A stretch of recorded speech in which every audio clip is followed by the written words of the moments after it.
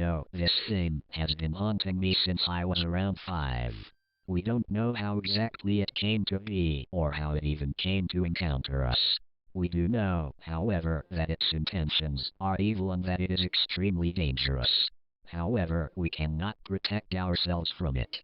The only things we can do about it are find out when it is here, what it does when it is here, and escape from it. But everything had a cost. We learned everything from experience. It started just 3 days after my 5th birthday. The birthday was wonderful. My father had just returned from the army, and we celebrated all day. But, as all good things must come to an end, so did our happy reunion.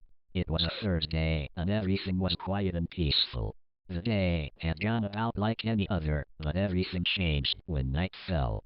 My mother was at work when it happened. My father was watching television in the living room, and my brother and I were in our room, playing video games. About 30 minutes later, my father said he was going out for a walk. We wondered why he would go out at this time of day, but we shrugged it off as that he liked to take late strolls. So we watched as he left. He closed and locked the door. We returned to our rooms and continued to play video games. After some time talking and playing, strange things began to happen.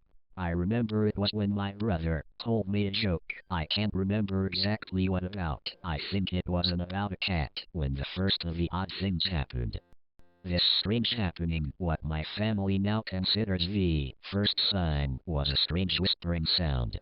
When I heard it, I didn't know what it was, so I thought it was a prank my brother was pulling to creep me out of it. So I decided to play along with it. I, being the ignorant 5-year-old I was, didn't notice the discomforted face on my brother. The second sign was a bit more odd than the last. A foul smell reached my nose. It smelled of something dead, now that I think about it. Back then, I couldn't understand what exactly it smelled like. All I knew was that it smelled really bad. But I decided to keep playing along with it. Until the last sign. The last sign didn't go so well with me. Even through the whispering and the smell, I could still talk to my now nervous-looking brother. However, when the last one came, I couldn't deal with it. The whispering had combined with a desperate whimpering sound.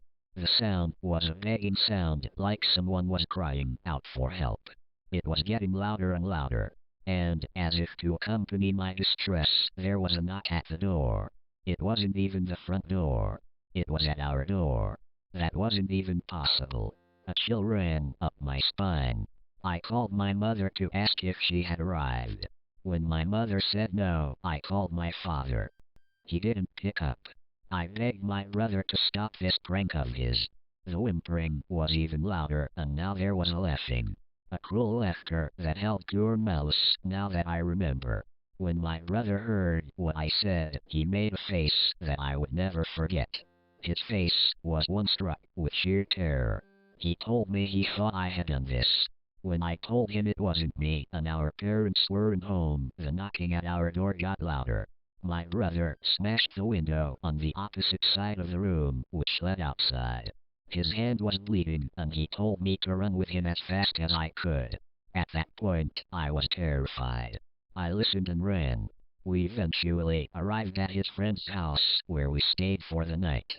My brother had told my mother not to go home and to meet us here. We still received no response from our father. The next day, we began to move away. The day was sad, because we had heard that our father was brutally killed in an unnatural fashion. Ever since then, that thing has been following us. But we've learned the signs, and we've been escaping it and moving away ever since. It still fills us with fear whenever we hear a knock at our door.